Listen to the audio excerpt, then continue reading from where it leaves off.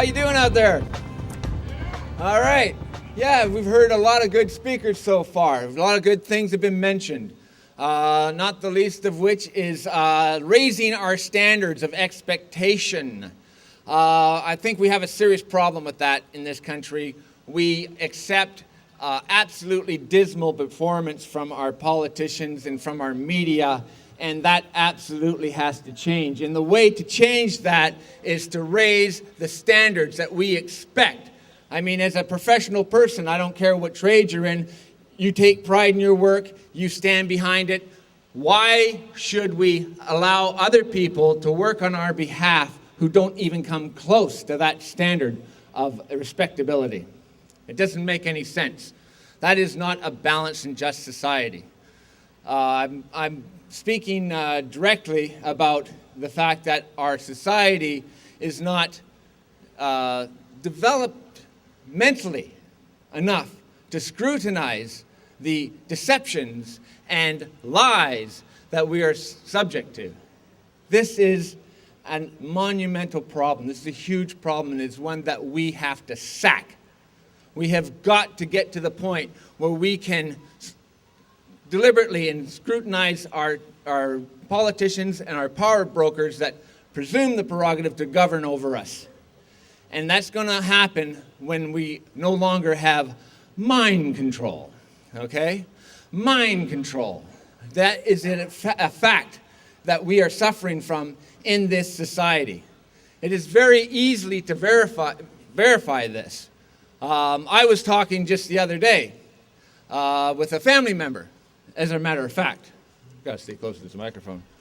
As it turns out, I had recently had a conversation with a member of my family, and the subject came up about media mind control. My family member assured me that they were certainly not under the influence of mind control, and they were offended by the idea that I would even suggest such a thing. That's fair enough. So I knew this person bought the official 9/11 story. Okay, so I use this illustration as a singular example of media mind control, as it is arguably the most obvious one. Now, here the story goes that on 9/11, 110-story steel frame buildings hit by airplanes fell straight down into their own footprints at free fall speeds under 10 seconds. Now, let's picture this for a moment. Okay, as each floor collapses, all right, it hits another floor. This should cause a delay. And then it hits another floor. This should cause a delay. Then we're talking about steel frame, reinforced mesh steel, concrete, okay? It causes resistance every time you hit the floor. Right? Okay, so the official story says all this happened in under 10 seconds. That's just not possible if you do the math. It's just not possible. Okay? Talk to architects, engineers, people that actually do demolition for profession. It just doesn't compute. If you take a 10-story building, let's just suppose, okay, because you're talking 110 stories within 10 seconds, that's about 1 second per 10 stories, right?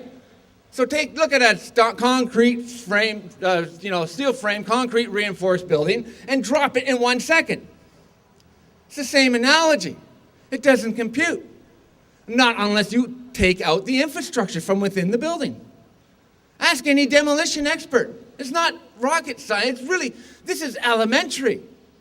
So, I mean, if you isolated this scenario where you have this building falling like that, under any other circumstances except for under the environment where the media controls your perception, you'd figure it out in a New York second. You'd say, that's impossible. But because it was presented to you through media mind control, you bought it. Okay? Now, I can make excuses for people that aren't in position of authority or a position to, guide society. We go along to get along, and we're preoccupied, and we don't investigate things. Fine enough. But when you have people in a position of authority, it is their job to know what's going on. It is inexcusable to be that incompetent. So as I continued on the conversation with my family member, I asked them if they'd ever heard of Building 7. It wasn't even hit by an airplane. A 47-story building falling into its own footprint strictly due to fire. No airplane on this one at all. Okay? Then look at the 9/11 fable that does not add up at the Pentagon. Once again, look at the debris fields. Where's the evidence? There is no evidence, just like the evidence down at the bottom of the towers. There should have been a pancake of buildings laying on top of it, just blown to smithereens. Most of the stuff was just fine dust. Okay? That is not a collapse scenario. So, if you believe the official story of 9/11, which is absolute rubbish, clearly you are under mind control. That's it. Sorry to break the news to you, but that's a fact. Okay? Now, there was a great article in a magazine. I don't know if you've heard of the New Agora. It's produced. We have copies down here. Great articles and very interesting synopsis of many events that are facing us in today's society. I suggest you take a look at it.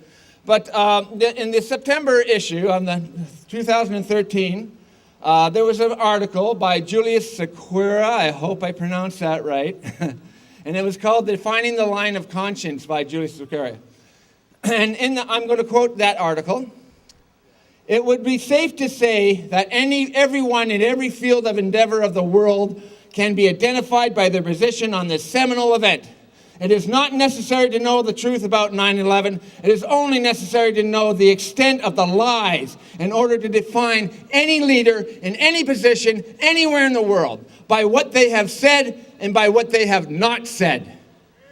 One can accurately judge who is the enemy of the peoples of the world. One can accurately determine who is a tool of the psychopaths who perpetrated this heinous act or is perhaps one of them.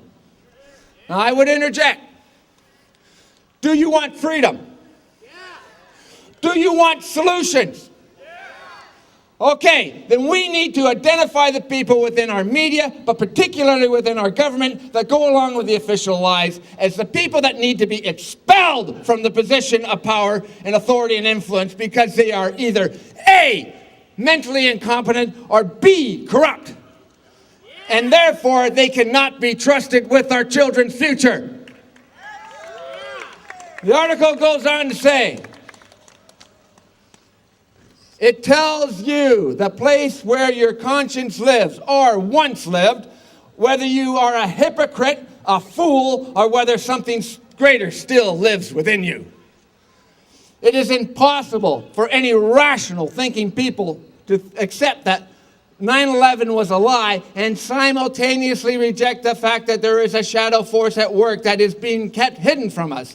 These two realities are inseparable. They're fused at the hip. No thinking mind can accept one and dismiss the other. All you have to do is open your eyes and think.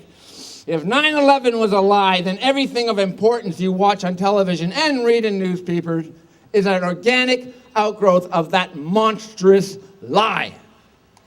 The same force that orchestrated 9/11 also controls at the very highest level of the mainstream media that feeds your mind. So in other words, everything you are being force-fed is bullshit. That's the article. I didn't write it, I'm just reading it. It goes on to say, take a good hard look in the mirror, my friend, and question what you see there. Are you a traitor? Are you a coward? Are you a fool? Or an intelligent human being with a conscience and the responsibility to do what is right and good for your family, your society, your country, and for humanity? Yeah. Then act as your inner compass guides you. Nothing less than the future of the world is at stake. So, we're talking about raising the standards. Let's raise them. If people are in charge and in a position of authority, they need to prove that they're at least mentally competent enough to understand grade 5 physics. And do not presume to tell me what is true. If you have in any argument, you have your side, you have my side, you have the truth. You could have a wall that's out of whack, or maybe leaning some way. And one guy says, no, it's leaning this way. No, it's leaning that way. No, it's leaning this way. No, it's leaning that way. Or you can simply put a plumb bob up, check the freaking wall, measure off the plumb bob, and you can decide which way it's leaning. Okay? So there's no your truth and my truth. There is the truth. In any argument, there's your side, my side, but there's always the truth. And in order to accurately assess what the problems are, we have to accurately understand what the truth is. Nothing short of this will do. These people are incompetent. Anyone that is not speaking up about this issue that is getting our troops into foreign countries to kill people we know nothing about, bombing children with depleted uranium and white phosphorus, morally indefensible. It is time to set the standards. Thank you very much, Jamie. And it's raised very high. We do it for ourselves. Let's make damn sure we do it for those who presume to be in charge. Thank you very much. Have a nice day.